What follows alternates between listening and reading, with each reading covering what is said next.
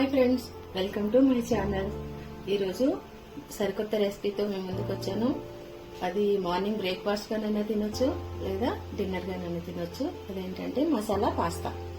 దానికి కావాల్సినటువంటి పదార్థాలు: పాస్తా, టమాటా ప్యూరీ, మష్రూమ్, క్యారెట్, టమాటా, ఆనియన్, పచ్చిమిర్చి, వెల్లుల్లి, చిల్లీ సాస్, టమాటా కెచప్, సోయా సాస్, తర్వాత గరం మసాలా.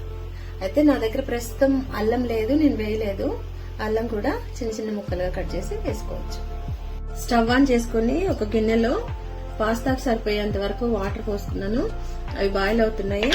అందులో రుచికి సరిపడినంత ఉప్పు, కొద్దిగా ఆయిల్ కూడా వేసుకోవాలి. ఆయిల్ ఎందుకు అంటే అవి పాస్తా ఒకదానికొకటి అతుక్కోకుండా మనకి విడివిడిగా రావటం కోసం ఆయిల్ కూడా వేసుకోవాలి. ఇప్పుడు మనం ఈ మరుగుతున్నటువంటి నీళ్ళలో ఈ పాస్తాని వేసుకోవాలి. ఆ పాస్తా ఉడికే లోపుగా మనం మరొక స్టవ్ మీద కడాయి పెట్టుకుని అందులో ఆయిల్ వేసి హీట్ చేసుకున్నాము. ఇప్పుడు మనం కట్ చేసి పెట్టుకున్నటువంటి ఇవన్నీ కూడా 1 by 1 మనం వేసుకున్నాం.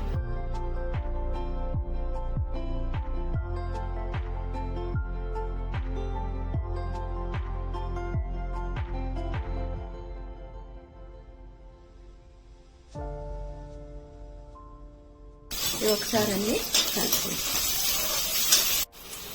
ఇలా వేస్తుండగానే మనం కట్ చేసి పెట్టుకున్నటువంటి మష్రూమ్స్ కూడా ఇందులో వేస్తున్నాం. తర్వాత క్యారెట్ కూడా వేసేస్తున్నాం. ఈ విధంగా వేస్తుండగానే మనం టమాటా ప్యూరీని కూడా ఇందులో వేసుకోవాలి.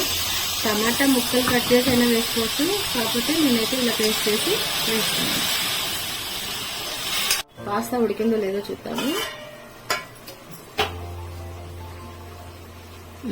రెడీ అయిపోయింది, మెత్తగా అయిపోయింది. ఇట్లా వచ్చినప్పుడు మనకి ఈ విధంగా మెత్తగా ఉంటే పాస్తా ఉడికినట్టు. ఇప్పుడు స్టవ్ ఆఫ్ చేసేసుకుని ఈ పాస్తాని ఒక జల్లిబుట్టలో వడగట్టుకుందాం.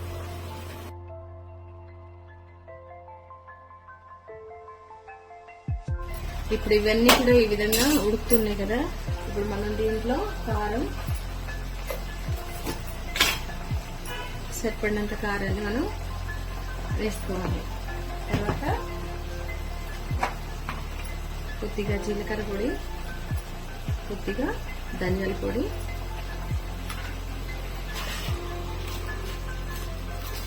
గరం మసాలా,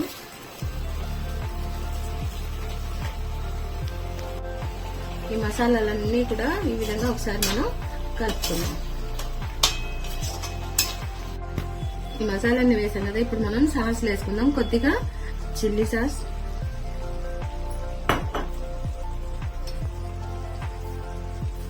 కొద్దిగా సోయా సాస్ కూడా వేసుకుందాం.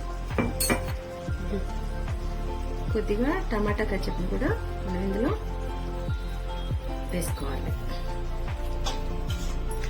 ఈ సాసులన్నీ కూడా మంచిగా కొద్దిగా ఈ కూరకంతా పట్టేటట్టుగా కలుపుకొని మనం ఇప్పుడు పాస్తాని వేసుకుందాం. ఫైనల్ గా మనం ఈ పాస్తాని వేసుకుందాం. ఈ విధంగా పాస్తాకంతా కూడా మనం వేసినటువంటి మసాలా అంతా కలిసేటట్టుగా ఈ విధంగా కలుపుకోవాలి.